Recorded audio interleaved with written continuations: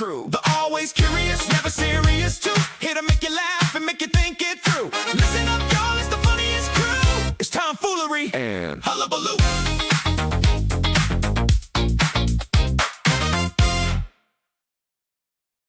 Somewhere along the way, somebody decided to put a tomato in a salad and call it a vegetable. The Supreme Court of the United States agreed, and in 1893, in an actual court case about tariffs, the tomato is legally a vegetable. Botanically, it's a fruit. Gastronomically, nobody agrees.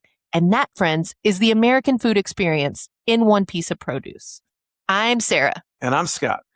And this is Tomfoolery and Hullabaloo, the show that makes you laugh. Hopefully. And think. Hey, there was a laugh. We got one. Usually in that order and occasionally at the same time. So what are we talking about today? Hopefully we're talking about food. Today we are talking about food, dream meals, military horrors, words you absolutely cannot say correctly at a restaurant. Just for clarification, she said horrors, military horrors. Oh, yes, the food ones. Yes. And a World War II propaganda campaign built entirely around a vegetable that convinced an entire country and possibly the enemy that carrots give pilots the night vision of a cat. It's such a great story. I can't wait to talk about it. I'm pretty sure my mom believes the story. So. Mine's been preaching it for years. Scott, when is the last time you ate something and immediately regretted it? Don't, spoiler alert, Kristen's in the room. Yeah. And it probably came out of her Instant Pot. No, I doubt that. I love her Instant Pot meals. When was the last time I ate at your house for Thanksgiving? It would have been last Thanksgiving. So I guess that has to be it. Just kidding. What did you regret? Just kidding. Well, so because like 3 years ago, I served you oysters. Yes, but I didn't regret that. I love oysters.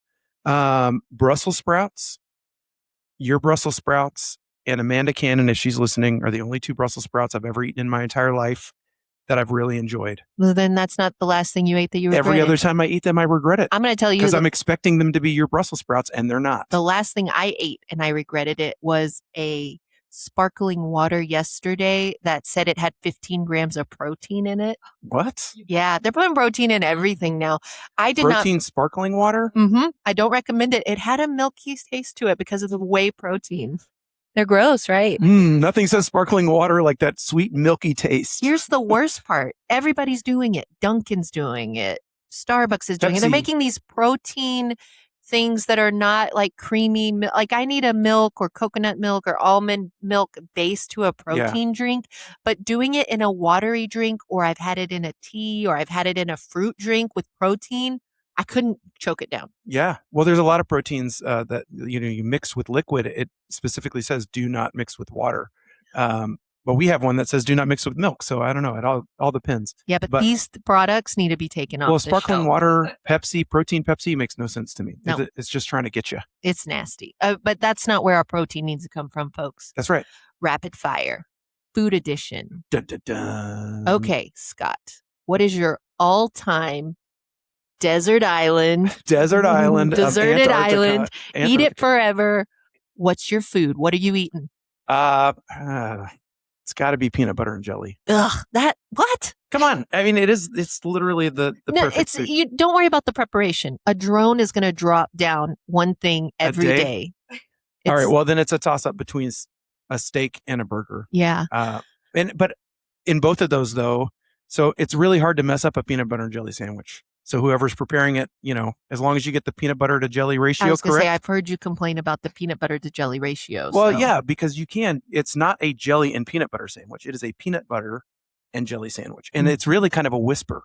It's peanut butter. Is it a jelly or a jam? Well, it doesn't really matter because it's not the star. The star is the peanut butter. Okay, just checking. But with a steak or a burger, like if somebody cooks it wrong, it completely ruins it. Like there's no amount on a burger. Yeah. You can have a really good bun, you can have really good toppings, but if the burger's wrong, the whole thing's wrong. Meat's overcooked or I don't want to overcook. And I've gone to some restaurants that claim to be steakhouses and their steak is underwhelming. Could you eat peanut butter and jelly 3 meals a day? Yeah, absolutely. I've had a peanut butter themed meal twice today already. Already. Y'all, it's just afternoon. So yeah. I would have I used to always say like chips and guac is what I want on my Desert island? Yeah, my deserted island. And I envision a margarita with it, but I don't know if all that will come to me, but I might be able to eat that every day. You would be so thin. Oh, that's the dream. Chips and Because guac I'm and not wearing a margaritas. lot of clothes. I'm on a deserted island. Man. So chips, guac, and guacamole. I would love that. But realistically, I'm going to say a taco because I feel like there's all different kinds of tacos. So maybe Yeah. they'll drop me a different taco every meal in my Yeah. drone on my I mean, deserted A island. taco or a burrito is the perfect food. I mean, it really is. is. You can eat it with one hand. You can put as much in it or as little as you want. I agree. It doesn't have to have meat, but it should. What is the best restaurant you've ever been to? Where was it? What did you have? So it would have to be this place called Meteor Linda in Landstuhl, Germany. It was not. Mm-hmm. Oh, Yeah. Meteor Linda is here. Meteor Linda is a Mexican restaurant on the Eagle Pass side of town. I do not agree with my previous assessment. I would say that it's Terramina's Yes. in Landstuhl, Germany. Mary, if you're listening, sorry that I messed it up, but she and her family were from Sicily and they immigrated to Germany and they opened up this Sicilian restaurant in this town called Landstuhl, which was right around the corner from our house when we lived in Germany. And they take their time. Like the meal was an experience. So you could get pizza, but they don't cut the pizza. They serve it with a knife and a fork because you cut your own pizza as you go. But I really liked their risotto. Oh, I love a risotto. And they did it so well, but you couldn't go in a rush. Like you had to go because they cooked it all from scratch. It was amazing. We could eat it over and over and over again. I would go back in a heartbeat for that risotto. And then they had, what was that dessert? It was like a chocolate lava. I don't know. Maybe that's what it was called, a lava cake, where like you cut into it and there was like melted chocolate on the inside and it would pour onto the outside of the brownie. It was amazing. So I would have to go with, I ate at a, it was like a Greek, maybe Lebanese restaurant. It's Santa Barbara. I don't know. I don't remember. I didn't book it. I just followed my husband there. We were in Santa Barbara. It's on a patio and you see the mountains of Santa Barbara behind you. Homemade pita bread, hot out of the oven. Oh yeah, delicious. Melted in your mouth. Hummuses galore. A lot of fresh fruits, foods, vegetables. Kafta. I love a kafta kebab. Because everybody knows kafta. And we had a fire in the center of our table to keep us warm. Oh, that's cool. Twinkly lights. Because it was 55 degrees and we're dining al fresco and it was amazing. That, put a pin in that. That was all delicious. But it's not the best place. No, I have to give it the best place. Oh. But the place I want to be the best. Oh, you want this place to be the best. I want this place to be the best. It is called Nepenthe in Big Sur. So Nepenthe, hey. Off of Highway 1 in, just outside of Carmel by the sea in California, Central California. There are just cliffs overlooking the Pacific Ocean. And this restaurant, Nepenthe, Cade's sister found it for us the first time we went to this area 15 years ago. And, we drive Highway 1. The views are incredible. We drive up a little hill and then we are at this restaurant and you seat at like bars, like they're tiered up so you can see over the people in front of you, but you're not looking at the people next that you're dining with. You're just, the view staring out at the view is amazing. I don't remember what I ate. The view was so much better than the food. I always watch movies on that Highway 1 where they're like parked off on the side and they're looking out off the cliffs into the beach, and I'm like, oh, that does look like the dream, whatever it is that they're eating, just the it scenery. was fabulous. But the best part of this whole story, because this is like pre-Google, I don't know. I probably had an iPhone, but Google just did not work like it did, 15, 20 years ago. And Cade's sister kept calling it Neptunes. We're going to Neptunes. We're going to Neptunes. And like the whole trip as we're driving up the coast of California, and she can't wait to take us to Neptunes. And we get there and I'm like, Amber, that does not say Neptunes. Sounds like Amber and I are two birds of a feather. You are. Yeah. Middle children, both of you. That sounds awesome. No attention to detail. Nepenthe. So I do have a runner-up restaurant. It's called Duke's Outrigger in Honolulu. It's actually in Waikiki. We would always take people there because it was right on the beach and they made everything fresh. I mean, amazing prime rib, amazing fish. They had a Caesar salad bar that they made fresh there. Kristen's mom discovered that there was sardines in the Caesar dressing. Anchovies. There was fish Yeah. in the Caesar dressing. Anchovies is a known ingredient. I'm still discovering this myself right now. Both you and her have learned today. That's right. And then there was another restaurant. What was the one that was right in on the other side, right on the cliffs? I don't know. There was another place in Hawaii that made really good prime rib. You don't think of Hawaii and huge steak, cattle industry, but they really do. They have to raise all their own beef because they are an island nation, and it's too expensive to import beef across the ocean. The Big Island has huge cattle ranches. Yeah, meat scientists knew that already. Oh, you did know That's a question, Kristen, that would have been in a meat science quiz bowl. See, I was just telling the rest of you because I knew Sarah already That's knew. right. Describe your dream meal. Money is no object. Who cooks it? Where are you sitting, and what is on the table? Man, it would have to be someplace that has amazing scenery like you were talking about. It would probably not be in California. It would probably be Switzerland, maybe. Yeah. We went to the Alps. Those were always beautiful. Hawaii would be great, but just somewhere sitting outside, yes, looking at a beautiful scenery, no mosquitoes. So however they solve that problem. And it would be some kind of steak, I think. And just who cooks it, I don't care. Yeah. It really isn't really about who's prepping it. I think your husband makes an amazing steak. I really enjoy eating here with you guys when he does that.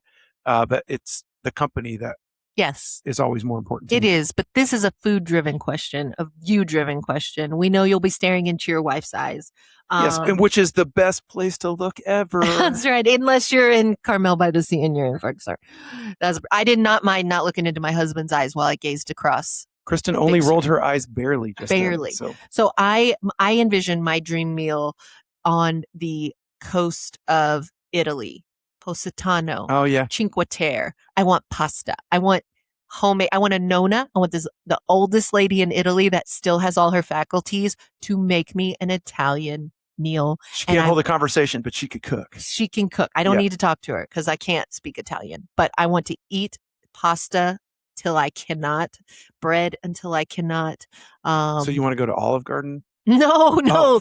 Time out. Don't take me to Olive Garden. Nobody's Nona is cooking at Olive Garden. But I love Italian food. What is the worst thing you ate in the military? I ate a lot of really bad things. So we were in survival training and they had starved us for a couple of days and then they gave us cockroaches to eat. Stop it. So but I can't say that was the worst thing because I was so hungry. But could you did it satisfy you? Oh, yeah. I know we talked about this before, but this blows my mind. No calories. And then all of a sudden I had calories. 12? Yeah. You had about 12 calories. Right. And so, it was an energy boost. They fed us ants as well. And they had kind of a lemony taste to them. So you'd do ants again? Well, depends. But yes, I would probably eat them if I was hungry enough for sure. I don't recommend it, kids. How do you get around the legs? It's the legs that have. You send it. You just. Did you chew? For sure. You got to chew. And you have a leg stuck in your tooth. I could not imagine not chewing it because if I just, opened up and let him go, it's still in there. He doesn't die until Was there a lot of juice? Oh, yeah. Oh, he was alive? Yeah. You didn't squish him first? No. You had a cockroach running around your mouth? No, I bit him. He died immediately. I think I couldn't do it. I don't think I could do it. Kristen, we've been married for many, many years since then. She's over there throwing up into her shirt right now. She's never going to kiss But that wasn't the worst thing. That wasn't the worst. The worst thing is the tuna melt MRE. MRE stands for Meals Ready to Eat. And the tuna melt one, I would always trade it because there was one guy in my unit that loved that one. And so I would always trade him for his chili mac because he didn't like that one. That's insane. Chili mac sounds like the best of all. Well, and the chili mac always came with a little bit of Tabasco too, and peanut butter. They trade those little tiny Tabasco bottles on the black market.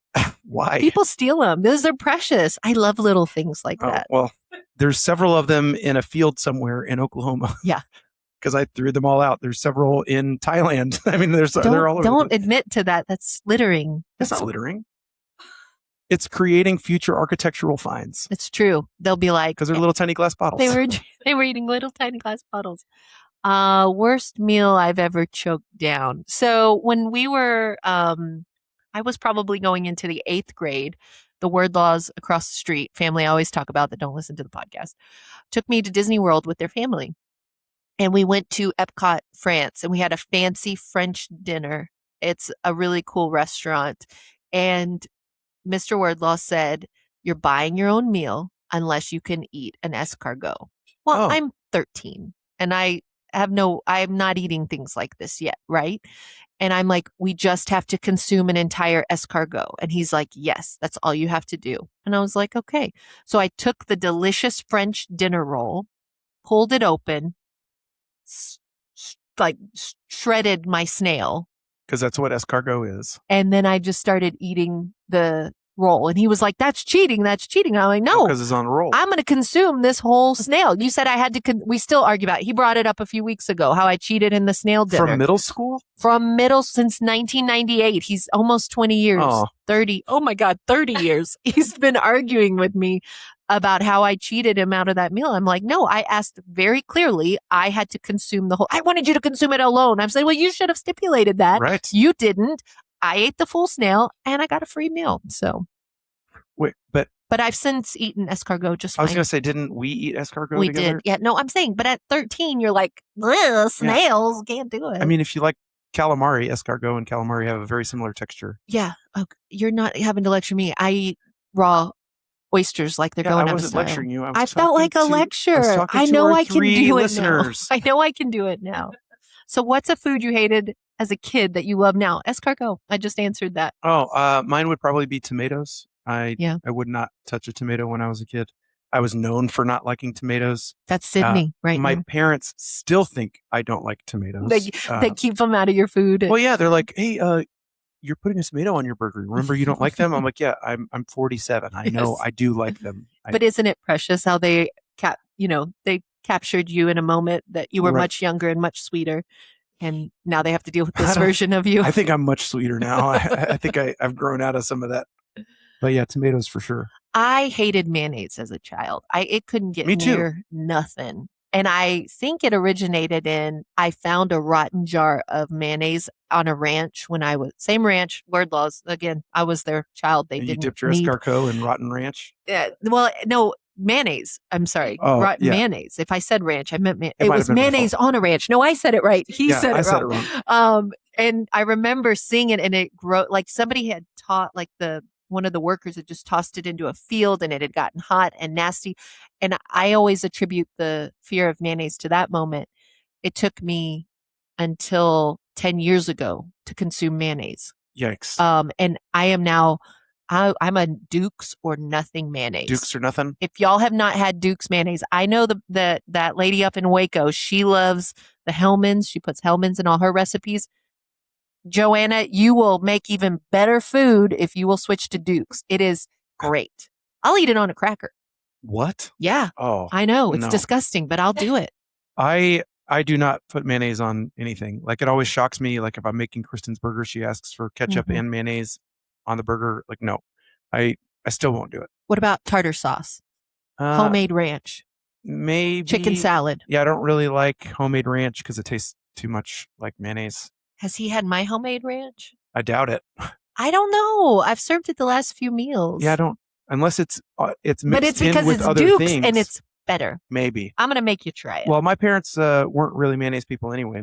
Yeah. Mine weren't either. They were Miracle Whip Miracle people. Whip people, It's yeah. nasty. That's probably why I don't like mayonnaise, because I thought Miracle Whip was Yeah, mayonnaise. Miracle Whip and Wonder Bread. That was my family. Yeah. Look at us now. Yep. Mm. We're lucky we're not too much bigger than we are right now. That's right.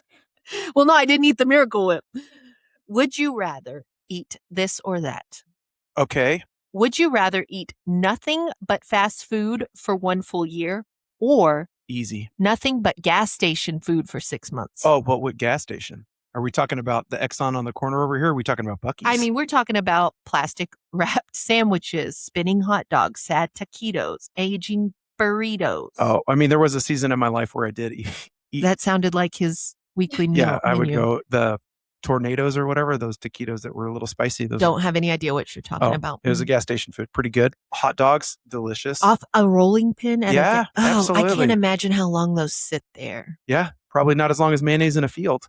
There are some, well, I didn't eat that mayonnaise. Oh. There are some good gas station tacos around here. Laredo Taco Company. Yeah, but they make their own tortillas. I know their food is amazing. I don't even consider it to be gas station food. No, Anthony Bourdain said it was the best barbacoa he'd ever had up in Marfa at a Laredo Taco Company. Man. Yeah, it was an amazing clip from that episode. Well, the one that's here in Del Rio is pretty delicious. Their tortillas are the best. It's the tortilla makes the meal, 100%. Yeah, but I would probably say you said fast food for a year, every day for a year, every meal for a year. Easy. There's a lot of options, right? Yeah. And now the Buc-ee's part of the equation.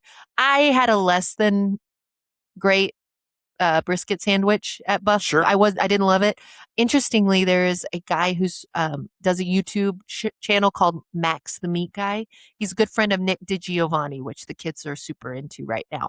He tried every food at Buc-ee's and rated it, and the Carolina pulled pork he put above the brisket. He said the brisket was solid, but he loved the Carolina pulled pork. Yeah, I get the pulled pork over the brisket every time we go. Yeah, I'm going to have to try that. And the other thing that was surprising of that is they ranked the banana pudding, which again, these are all Northeasterners. They ranked out of the 30 foods they ate, the banana pudding was the number one item by their blind scores or whatever. And they all admitted, we didn't grow up. I've never had banana pudding. Oh, this is amazing. And I was like, well, yeah, banana pudding is one of the greatest desserts of all time, but Buc-ee's didn't look that good. I promise you, my banana pudding would blow his mind. Right. When I walk by their banana pudding, I'm like, meh. Exactly. But your banana pudding, my daughter Kate's banana pudding, hers both is good too. Incredible. I eat multiple servings of it when we make it, which is why we don't make it all the time. 100%. That is a special occasion meal. Yeah, for sure. I'd go with fast food as well. There's just too many options. There's so little I want to eat at a gas station. Yeah. I mean, if you had said, do you want to eat Burger King every meal for a year? There's no way I could do that. I think I'd try to muscle through 6 months at it. I'd lose a lot of weight because I would not be eating 3 times a day is what would happen. Would you rather eat a raw onion like an apple every single day or never use any seasoning for the rest of your life? Oh, come on. This is an impossible one. Okay. Because I don't want to do either one of those things. Oh, 100%. I'm eating an onion. Really? Well, I mean, you're right. Of those two, that would what you have to do. You'd have to get through it so that you could eat regular food again. But if you ate an onion like an apple, like you eat the whole onion every day, nobody would like you. But I hear they have great antimicrobial properties. I know, but wouldn't it like ruin the rest of your taste buds? I don't think so. You do it late and then you sleep it off. Yeah, I'm snoring next to Kate. Yeah. And then can't sleep in the same room as me because I'm hold on, honey. I gotta get my nighttime onion. That's right. I need one to eat I gotta eat my onion. But I have eaten unseasoned chicken. It's the worst thing in the world. Just a little bit of seasoning goes like a long way. Yeah, unseasoned chicken is like eating a piece of cardboard. Unseasoned steamed vegetables. I mean, I could eat an unseasoned steak, I think. But I would prefer not to. I don't think you know what you're talking about. That's true in most cases. There are certain things that I am very good at, but eating unseasoned food, I don't know. No, because I'm telling you, I as we taste, as we cook and do things, you will not believe how far seasoning goes. It explains the spice trade, what did they call it? The Silk Road that led from Asia to Europe. Like the reason spices were such an important part of early food was terrible. Because food is terrible without it. Well, I read something somewhere that the reason that we put salt and pepper on our steak now is not because it enhances the flavor, which I think is not correct, but they said that they were food preservatives, like the salt preserved the life of the beef. Yeah. Or the edibility of it. And so we just got so used to tasting it with the salt already on it because that preserved it is why we put it on there. I very rarely, though, add spice. Like if somebody prepares food for me. Well, because they're already doing it. Right. Nothing makes me angrier than somebody salting. Cade is not listening to this. He knows they salt before they eat it or pepper it before they just automatically sit down at a restaurant. Cha-cha.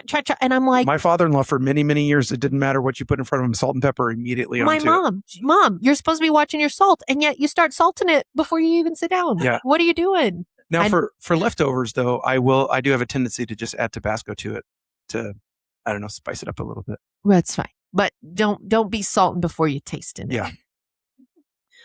All right.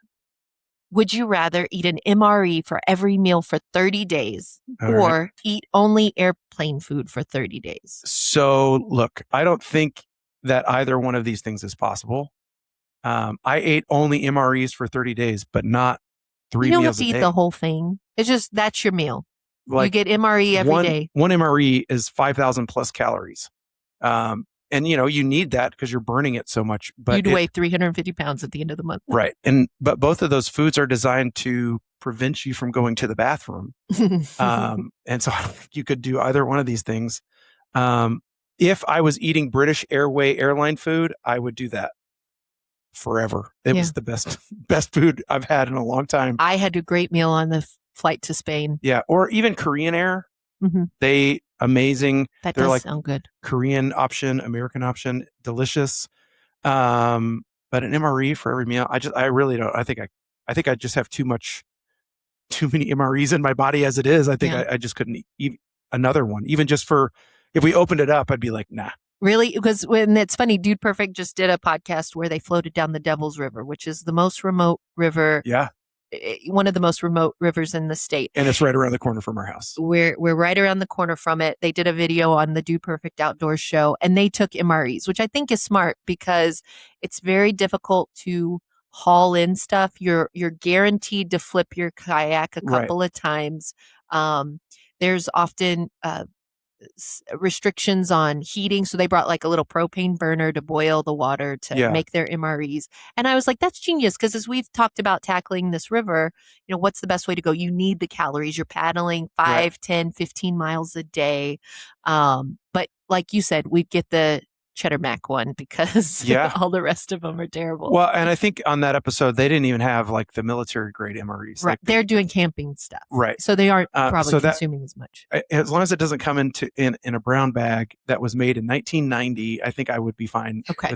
But I just had to iron that out because we need to take that trip and I need to know what you're eating. We do. I actually, Sydney, if you're listening, I would look forward to watching you eat an MRE. I don't know what you would pull out of that, buddy. He may love it. I mean, maybe. I mean, I loved it when there was peanut butter and crackers in every single one of the ones that I always got. I always looked for that. Yeah, he would want that one too. Yeah. I do love some peanut butter. But what on the airplane food thing, I remember flying to, which you see it less domestically, but back in the day, on any domestic flight over like 3 or 4 hours, we were always served a meal on Continental Airlines. Back in the day. Yeah, back in the day. And then that moved away, which is fine. And now you got to buy a little sandwich. But also, I'd rather, often in an airport, we see restaurants we don't have like, there's a Five Guys. I'd rather have a Five Guys burger on my flight than California Pizza Kitchen. Yeah. We don't have one of those. Yeah. Than stuff from an airplane. But we did get to fly first class a few years ago. Oh, excuse me. Yeah. I didn't know we were sitting with royalty. This is amazing. It was a heck of a deal. I did it for Sydney's birthday going to Orlando and I could justify it by the baggage fees. We had 2 check bags a person free. When I tacked that on, I was like, I'm not spending that much more money than the flight back there. I think it'd be fun for him for his birthday. So we did it and we were served like lasagna and a salad and this and that. But it was so funny. He was more enthralled with the fact there was a screen in front of his chair and he had Wi-Fi. He hardly ate, but Hudson ate both of their meals. Yeah, I'm pretty sure. I believe that. Would you rather give up every beverage except water for 1 full year or give up all sweets and desserts permanently? The sweets and desserts thing. You would rather give up sweets and desserts permanently? Permanently. That's quite a sacrifice. I don't know if I could go without coffee.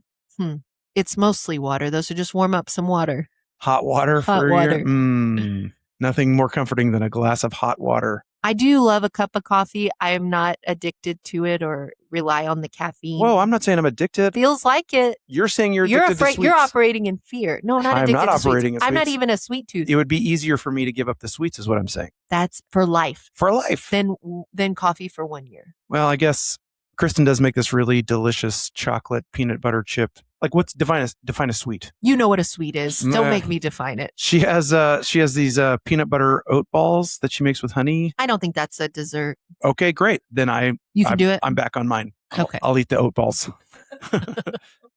I 100% can drink water. I drink so much water. Your wife actually told me one time she thought I was drinking too much water.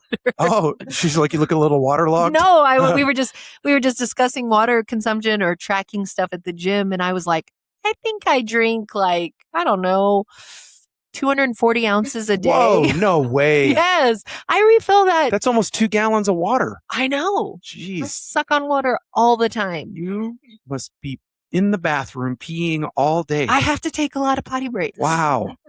But also, I'm Where's Sarah? so Ah, she's peeing again. She's just peeing again. It's very disruptive, but that's why I own my own business. So nobody's starting to wonder what I'm doing all the time. Well, it's no longer your own business. Now everybody knows your business. Everybody knows my business.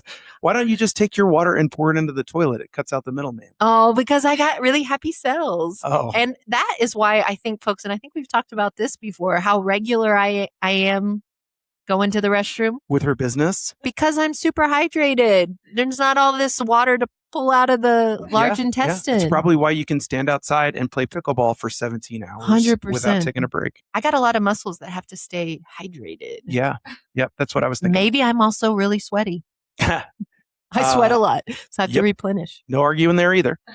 All right. Finally, would you rather eat a full bowl of mayonnaise with a spoon No. or eat 10 raw garlic cloves back to back, nothing chasing it?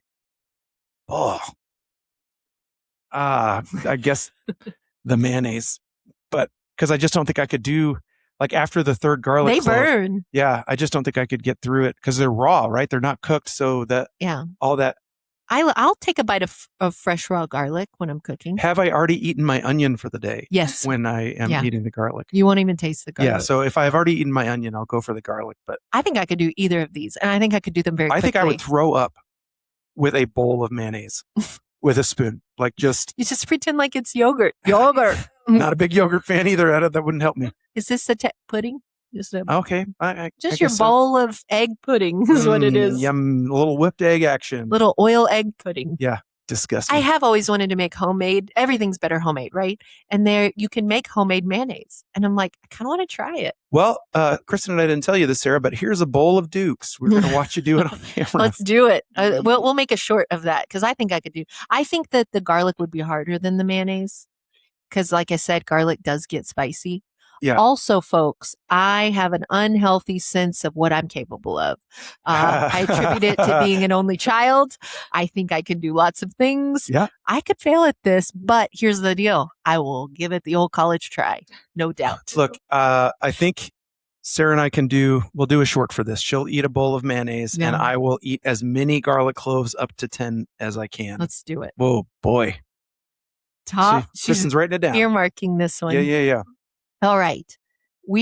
This is a fun game that I want to play with Scott because I think he's going to do terribly with it. Well, and we're doing this just for you guys because y'all have stuck with us for so long, me mispronouncing every single name, every single. Written or not on the paper. That's right. Just having at it. So. Okay. So these are the top 10 international foods Americans mispronounce the most.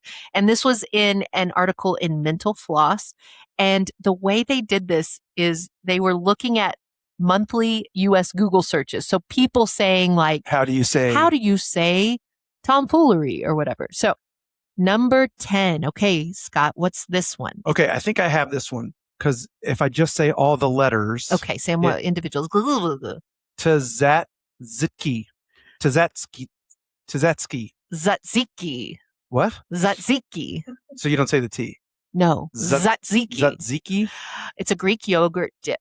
15,000 people a month Google this. Oh, is this the one with cucumbers? Yes. Oh, we've actually, yikes. We've eaten this. Yeah, it's one of my favorite. I love tzatziki. Tzatziki? And it's delicious. It's great on pitas with meats and vegetables on a Greek salad. At whatever that Turkish, Lebanese, Greek restaurant you went to. That's the one. Napoleon's. What I love, so I can't ever spell this word correctly when I'm putting it in my online shopping cart. Like if I'm on Walmart.com and I'm like, I need tzatziki, I'm like, oh, because if you don't spell it close to correct, it does not recognize it. Right, because it's not Google. It's not Google. Yeah. And so it is a hard one to order online. It begins with a T. It does. It does.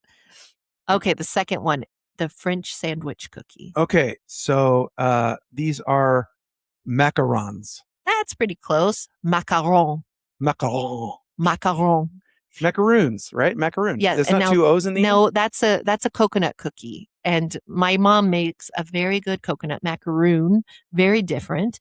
Not very different. One letter different. But nobody in America says this one right. We always say macaroon, right? Yeah.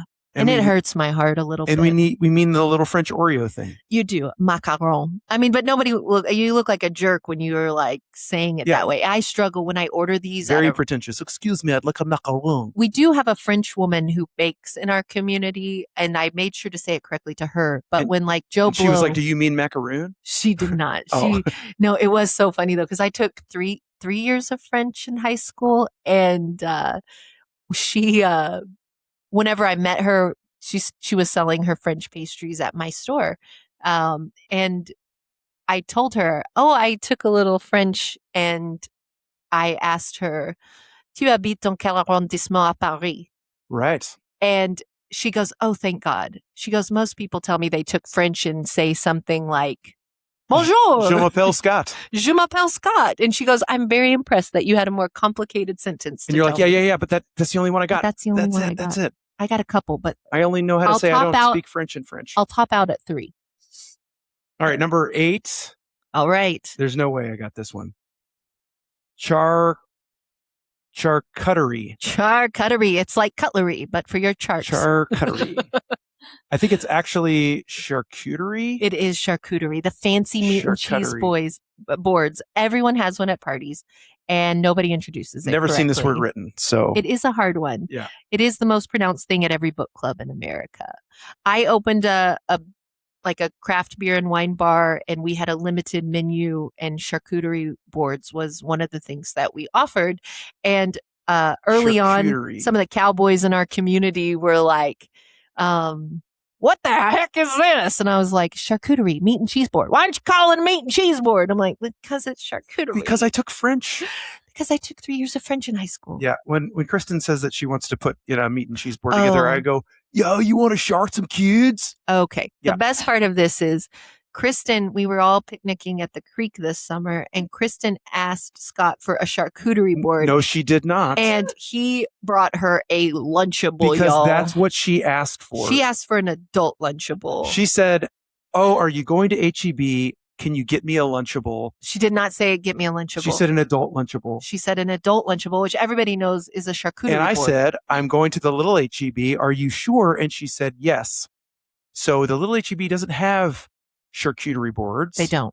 They have Lunchable brand Lunchables. Just the regular ones. And so that's what I got her. But I got her one that had a Capri Sun in it. How many years have y'all been married? 23. And we've been together for 25. That's the shocking part. I mean, a quarter of a century with another human being. I gasped. Yeah, there's no hope for any of you. When he walked up to the creek with it, I was like, she will never eat that. She won't even let her children eat that. Like, what shocked. is he thinking? What an idiot. I was like, seriously? This is what you want? He's like, she has lost her mind. Yeah. I was like, all right, well, I guess it's not too late to change. I was like, what an idiot. And guess what? She didn't eat it. She didn't eat it. She left it out. She let one of her children eat it, begrudgingly. Actually, I think we offered it to one of our children, and he didn't eat it either. I think Will ate it. Oh, maybe Will did take it for lunch. I think Will ate it right there because he had worked all day and was starving. Yeah, he wanted the Capri Sun. Number 7. That is not Capri Sun. Number 7. Oh, no. Number 7 is, Caprice. Caprese. Caprese. Caprese. It's Italian. It's a tomato mozzarella salad. It is not a caprice. The final E is pronounced Z. Caprese. Caprese. I love a caprese salad. It's one of my favorite salads. A meat and cheese salad? No. It's a tomato and mozzarella and basil salad with a little drizzle of olive oil and balsamic. What do they call it when they put all that stuff onto a cracker? A bruschetta. Bruschetta. Is that on this list too? Well, there's not usually mozzarella in a bruschetta. Bruschetta. Oh. I actually think it's on the honorable mentions. Oh boy. Okay. But we were in Mexico on vacation with some friends years ago, and we sat down for dinner, and there was this like pick your courses, and which salad or soup do you want? And our friends, sweet old country folk, were like, I'll have the caprese salad. And I looked at Cade and he gave me the look like, shut up. Yeah, just let it go. Don't correct them. They'll figure it out, or the waiter will figure it out. Yeah, and we're I in was like, Mexico. They don't speak Italian here either. it's fine. I was like, I'll have the caprese salad. I was Oh. dying inside. You know how much I love correcting people. Number 6. Oh, number 6. That is all right. Quinoa. Quinoa, the island of quinoa. Yes. Quinoa, yes. Quinoa. No. This one gets 20,900 searches a month. Quinoa? It's a lot of people standing in Whole Foods feeling insecure. But there's an N in the middle of that. Quinoa. I don't even know. I mean, I know it's a South American grain, or it's common in South America, but I don't know the etymology of this word at all. Look, I've said most of these words correctly. I just have never seen them written down. Yeah, that's the best part. Yeah. Quinoa. Quinoa. Another one that's hard to spell when you're shopping online. Like quinoa should be like KN. Whatever that is. Thank you. That was Yeah, very not helpful, Professor. Quinoa. Yeah. No, whatever. Quinoa. I can't do number 5 either, Here it goes. but I'm pretty sure it's ganache. Ah, yes, ganache. It's like a wedgie, but ganache. Oh, is this gnocchi? That's gnocchi. Get out of here. Yeah. Italian potato dumplings. That's so silly. And it's not gnocchi. A lot of people try to do that. What is it? Not Gnocchi. gnocchi. Nachi. Well, Ganache. Ganache. Okay. I'd like the ganache, please. Yeah, this next one, number 4, I should be able to say correctly. But how do you say it? Who knows? I'm going to go for it. Worcestershire. I need some Worcestershire sauce, please. Worcestershire. I think I leave off half of the letters and I'm like Worcestershire. Look, you're getting closer. I learned Worcestershire. this one from Peaky Blinders is where again, do your own research. Yeah, That's not a show for kids. It's not for you guys. Or Delicate Women. And it's Worcestershire. Worcestershire. Worcestershire. Yeah, Worcestershire. because you don't have to say any of the letters. 14 letters and it only comes out Yeah. 4 sounds. Well, because that's where they're from, right? Worcestershire. Worcestershire. Worcestershire. All right. But my favorite part of this is we live on the border of Texas and Mexico, as y'all know, and oftentimes our groceries are written in bilingual labels. And does anyone want to guess what Worcestershire sauce is in Spanish?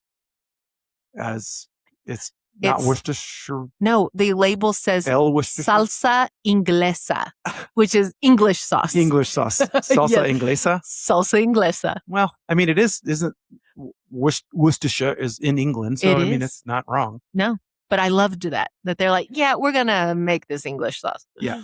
All right, next one. Number 3 is pho. It is pho. Pho. And I'm not saying a bad word. Yes, it's PHO. The Vietnamese noodle broth. It's not pho. It's not pho. It's just pho. Yeah, well, so there used to be a restaurant, a Vietnamese restaurant in Del Rio that was Del Rio. No, So it was pho. Pho Rio? Pho Rio. Oh, I was definitely calling it Pho Rio. We were all calling it Pho Rio. Because it's like for real. Pho Yeah. Rio. Pho Rio. We're going to have But it Pho was Rio. Pho Rio. It's probably why they went out of business. They were like, yeah, these idiots, they Yeah. don't get this. We No. spent 2 days making a broth and they're butchering And they it. can't even say it right. We're out of here. Yeah, we went out. Actually, I think they were a casualty of COVID. Oh, yeah, probably. Number 2 is the sound you make when you sneeze. Cha-chee. Acai. Acai. There's not enough letters for that. Yep, 4 letters, but 3 syllables. Acai. Acai. What is that? This is a South American berry, superfood. Oh, you make acai bowls. She does, I'm sure. Yeah. Very high nutrients. 56,000 people a month ask the internet how to say it. Nobody's getting this one right. Well, it's because it has it's an A and then there's a C, but it has a little tail on it. Yeah, Like I think isn't that in Portuguese? Well, acai. obviously, I know Portuguese so well. Oh, well, I don't either, but I feel like I've seen that C somewhere. Yeah, it's strange. Acai. No way. And the number one word that Americans Google, how do you pronounce? 81,000 searches every single month. It's because it's not said how it's spelled. It's spelled gyros. Or gyros. Gyros. but it's gyro yeah, and or zero. zero. Yeah. And No yeah, thanks. so there is no exact sound for that the Greek letter G, and it's somewhere between a Y and a ZH. And so you can pronounce it kind of however you want. I try to say gyro. Yeah. Gyro. Gyro. Yeah. Really make it a long gyro, which Gyro. gyro might be one of my favorite foods. Well, I mean, the pita with the lamb, I mean, it's delicious. It's hard to beat, and all the fresh vegetables. And I'm sure they put some of that cucumber stuff on it that we were talking about before. Tzatziki. Tzatziki on there. Yes, absolutely. Well, that was really fun, Scott. You did pretty bad, but Well, look, exactly as I expected. I if I'm barely being speak honest. English, so Yeah. why are you trying to give me all these other languages to say? Now for the next segment, we're going to the news desk. And this story is Incredible. The Carrot That Fooled the World. Dun, dun, dun, dun. England, autumn, 1940. Just outside of Worcestershire. Worcestershire. That's what I said. Worcestershire. Worcestershire. The Blitz is underway. Nazi bombers are hitting British cities every single night under the cover of darkness. The Luftwaffe thinks that darkness is their advantage. I don't think you said that word right. I did. I was throwing you up a softball. Oh, thank you. Luftwaffe. Luftwaffe. They're wrong. They just don't know it yet. Here's what they don't know. The Royal Air Force has quietly deployed something called airborne interception radar, built right into the planes. No ground radar. It's on board.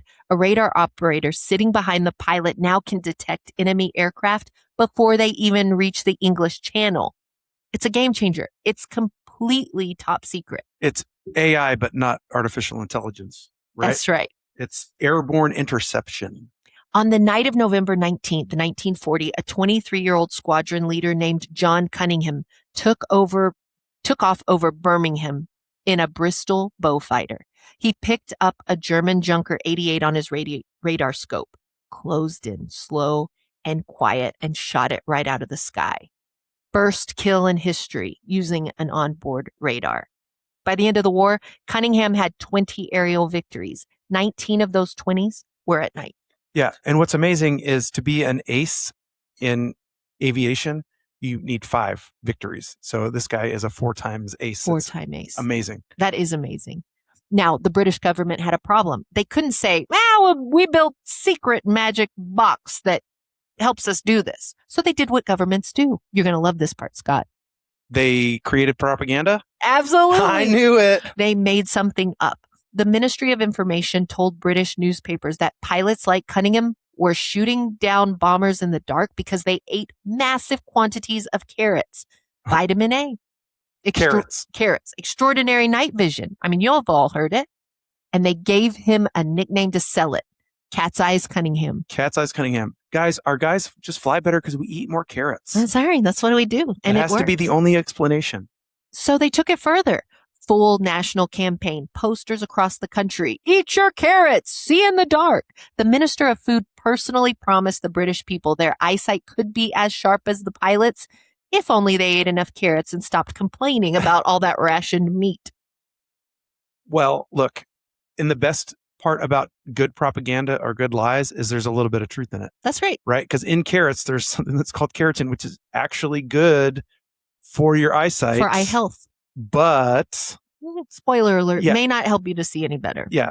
So recipes came out for carrot jam, carrot pie, carrot pudding. Ugh. Yeah. I think they mean pudding differently in England though, right? I don't know. I mean, they Like have it'd bread. be more like carrot cake. Maybe. I Maybe. love carrot cake, but Yes, you do. I would give it up for coffee. A cartoon mascot called Dr. Carrot was printed on posters and stuck to walls everywhere. Dr. Carrot. Is that an evil enough villain for I mean, you? that's a pretty good villain name. Children were handed carrots on sticks as a substitute for ice cream. Here, kids, eat Dr. Carrot. The British public completely believed it. They ate carrots by the bagful, partly for the night vision, but partly because the German naval blockade had made sugar, butter, and bacon nearly impossible to get. Carrots could be grown at home. There happened to be a bit of a surplus of carrots. Carrots are actually kind of delicious. They're not my favorite. Oh, But That's wartime, can you imagine? I'm sure that you got sick of MREs for a different reason. but cockroaches or carrots, Sarah? These are your choices. I'm taking carrots. The Ministry of Food had accidentally found the perfect lie. just true enough to feel plausible, useful enough to fix their rationing problems, and memorable enough to outlast the war by 80 years. I mean, but that's how it's such a great lie, because I'm telling you, my mom told us the same thing. Yeah, sure. Mine did too. And I'm not I'm not 80, but I'm Not yet. Not yet. God willing. But I mean, back in the 1980s, my mom was like, "Oh, this is good for your eyesight. Yeah, This is I good heard for it your night too. vision." I heard it too. I remember my grandpa told me one time, because I was cutting the crust off my bread. He was like, if you eat the crust on your bread, your hair will be curly. And I was like, I don't want curly hair. So Yeah. spoiler. Or you got to eat that to put hair on your chest. Like, I don't even know why I wanted hair on my chest when I was a kid. I don't think I want hair on my chest. No. Or you got to eat the skin of the potato, because that's where all the good stuff is. Yeah, what good stuff? Yeah, what are the you talking sour about? cream is on the inside. That's right. So, Scott, did the Germans fall for it? Yes. It's unclear. There's no official record, but there are accounts from squadrons of commands feeding their own pilots more carrots, just in case the British were, in fact, onto something. Well, they're like, I know, I absolutely don't believe it. I'm not, there's no way it's true, but just eat carrots just in case. What are we hurting? Yeah. I mean, it's good nutrition. I do know of a friend of mine who went on a very heavy carrot diet, and he was turning orange. It looked like he had been at a spray tan. Is his name Donald Trump? Maybe President Trump eats a lot of carrots as well, but we watched my friend turn orange. Orange. Yeah, like a spray tan orange. Jeez, from carrots. So here's what's actually true. Carrots contain beta carotene. Your body converts it to vitamin A, and vitamin A is critical for a protein called rhidospin. Oh, dang it. I should have practiced this one. Oh, I got it. Rhodospin. Oh, yeah. It's definitely that. Rhodospin. Rhodospin, which helps your eyes function in low light. A severe deficiency can cause night blindness. So there is a seed of truth. But eating carrots when you already have a sufficient amount of vitamin A does exactly nothing for your night vision. So Popeye was probably right then? Yeah, the spinach is good for your muscles. Strong to the finish because I eat my spinach. Strong to the finish because I eat my spinach. Yeah. So John Cunningham hated the nickname Cat's Eye Cunningham. He accepted the carrot story as a necessary wartime deception. I mean, he was this, that's the wrong word. Big macho fighter pilot. They're a different breed. Sure. And I don't want to be called Cat's Eye Cunningham. I want to be Carrot's Eye Cunningham. That's right. But he understood it was a necessary wartime deception, but he disowned it later in life completely. When asked near the end of his life for the secret of his success, he said, the essential was teamwork. A night fighter crew was at the top of the pyramid, ground control at the base. Unless they were competent and compatible, all that great effort was wasted. I mean, I love that. He didn't say much. a single thing about carrots. Yeah, like I'm sure they were asking him, do you think that carrots contributed to your victory? And he's like, it was the team. Yeah. My team. It wasn't the carrots. Spoken like a true leader, like a team. All-star. Yeah. All-star leader. I love it. He lived to be 84 and then ate whatever he wanted. But here's the real winner. What is I think the winner? Ministry of Food won, and we have all been eating bukus of carrots since 1940. Yeah, I mean that's hard to argue. They did win. Their propaganda system worked. They created the story with a little bit of truth. Yeah. And it was still being propagated 30 years after the war was over, 40 years after the war was over. This is doing nothing for my constant disbelief in government conspiracies. Yeah. Yeah, because I'm right. Well, Scott, we're at the end of the episode where we have to dive into today's hullabaloo debate. Man, oh man. This is a tough one for both of us. It is. Well, it's easier for her because she gets the side she wants. That's what happens when you write the episode. That's true. All right. A diet with meat, I believe, is better than a diet without meat. Okay. So I'm team meat. Team meat. Yeah, I've been on team meat before. I cannot wait. I have a diploma to prove it. I cannot wait to tell Kate that you are team meat. This is like, I have to be on team meat because you have a diploma that says I have a diploma that says I'm team meat. So it would be like me asking you to take not CrossFit as the answer to the best exercise regimen. So I'm sorry I took team meat, but here it is. Yeah. Humans have eaten meat for roughly 2.5 million years, and our brains got bigger once we learned to cook it and eat it. This isn't a quirk. This is the reason we're having this conversation. We know things like AI. We're in a house with air conditioning, and my dog is rummaging around. Your dog is also team meat. He's underneath me, as a matter of fact. Oh, there he is. Oh, no, he's underneath me now. Oh, well, I kept trying to extend my leg out, and I can't move him. He is definitely team meat. I just cooked him in the face. Oh, boy. And he's very smart. He is very smart. Case closed. He does smile. I don't think that is the end of the case. And the only reason that I would say that maybe a diet heavy in vegetables is better than meat, which is hard for me to argue. Because he keeps saying steak, steak, steak. I do love a good steak. Is cockroach meat? Yes, it's definitely protein. But there's a section of the earth that's called the blue zone. There's blue zones everywhere. Yeah. And in those 5 blue zone populations, though they live the longest, out of all the rest of the population of the world, and their diets are primarily vegetable based. Now, some of them are like fish and vegetables, but the star of their meals are vegetables. Even if they have meat in them, there's more vegetables than there are meat.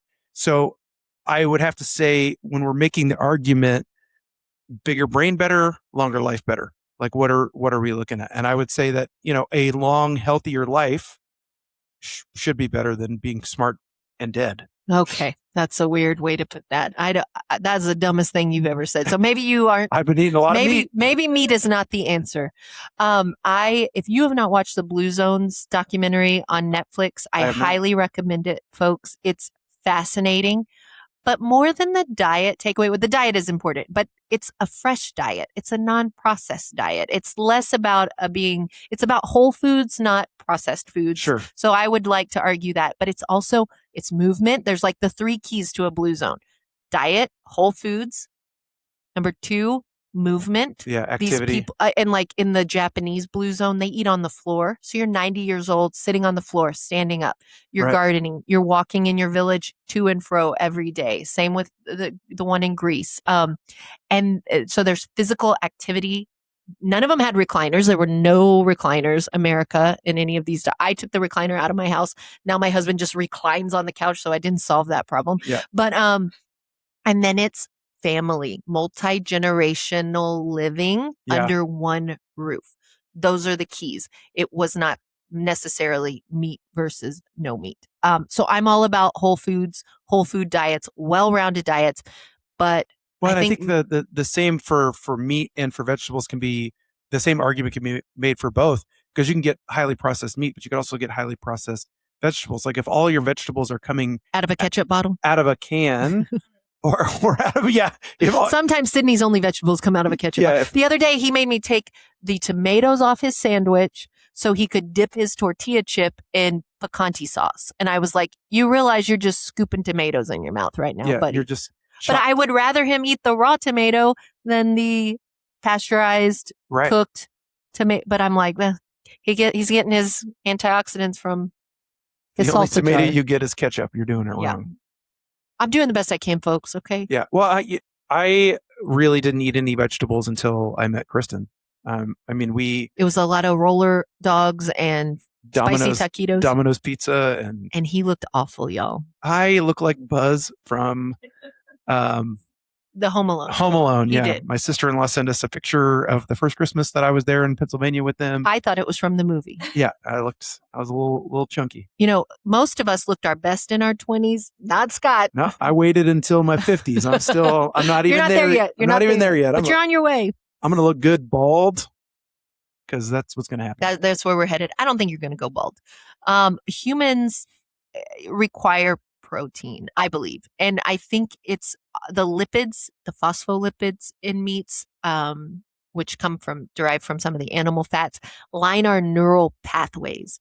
And there's a huge correlation between mental health and a lack of meat in the diet. And so I think there's essential nutrients that are being absorbed from those diets. There's also other things, like, I'm not advocating that you need to be eating bacon and refrigerator ham. Are you trying to win the debate by using really big words that nobody understands? Yeah, to try that's to prove one of that how meat science-y you are? I was listening to a conference from a German scientist Yeah, if you were speaking with a German accent and using those words, you might Das meat is very important. Oh no. no, That she's guy's losing all of a Indian. sudden. Oh no. I've never been to Germany. I'm sorry. I got to work on that one. She's letting down her German heritage right now.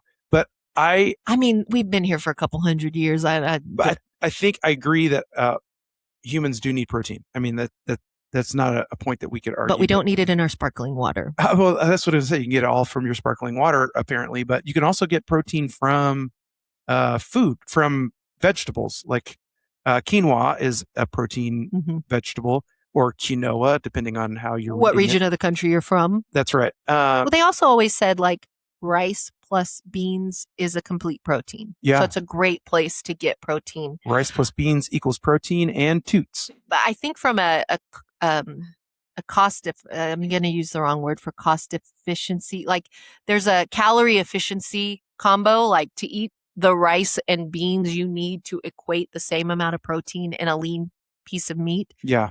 You're now consuming way too many calories and you're going to have other issues that way too. Well, and there's a whole science to it. Like not everybody is built the exact same way. Sure. So not everyone needs the same types of protein. Some people need more meat so that they can get more protein quickly. And some people just don't need that much protein. Yeah. But you need some. Everybody needs some. And you need iron. It's a great source of iron and B vitamins. Yeah. There's also, folks, if you don't know, there are almost 30 cuts of beef considered lean by USDA standards, and that's published on their website. So not all beef is created equally. There are cuts that are fattier, there are cuts that are leaner, and so there are ways to incorporate lean meats into your diet.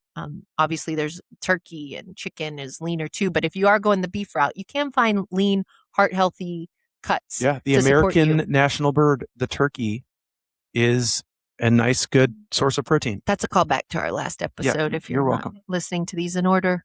I do think it's interesting that pretty much every continent, every group of people that evolved throughout history across the globe evolved to consume meats. Like that happened independently, right. Which I think is fascinating. Well, once we got a taste for it, we're like, oh, I just hit our lips. This is so good. Well, it's true. It's true. Well, steak and burgers, favorite foods. Right. There's just nothing like them. Well, speaking of like adaptation and animals that have a specific diet and then they've adapted to this diet, koalas, I don't know if you're very familiar with them, but not at all. They're precious though. They are adorable, but they are really dumb. Oh. They actually have no wrinkles in their brain because the only thing that they eat is eucalyptus. Mm-hmm. And eucalyptus is poisonous to the koala. Shut up. So they spend, I think it's like 18 hours a day. Eating poison? Not eating, digesting it.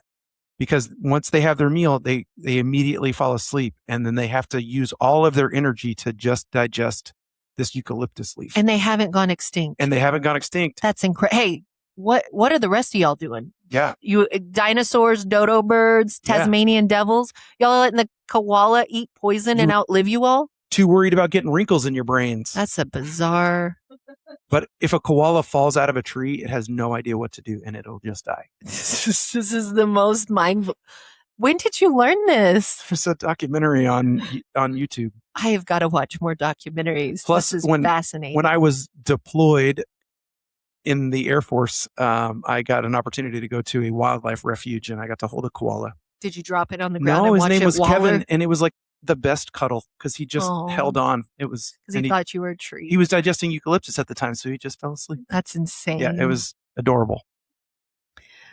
Well, that's all I have for today. Yeah, so don't eat eucalyptus. Don't eat eucalyptus. Eat a well-rounded whole food diet. Carrots involved for your vision. And let's all go put some tzatziki in our online shopping carts. Good luck. Faux real. I'm Sarah. And I'm Scott. And this was Tomfoolery and Hullabaloo. See y'all later. Woohoo! Hey! Sit down! There's a great big world of wonderful, weird stuff they never taught and stuff you never heard. So pull up a chair and lend us an ear. The truth is a whole lot goofier than you feared. Sarah's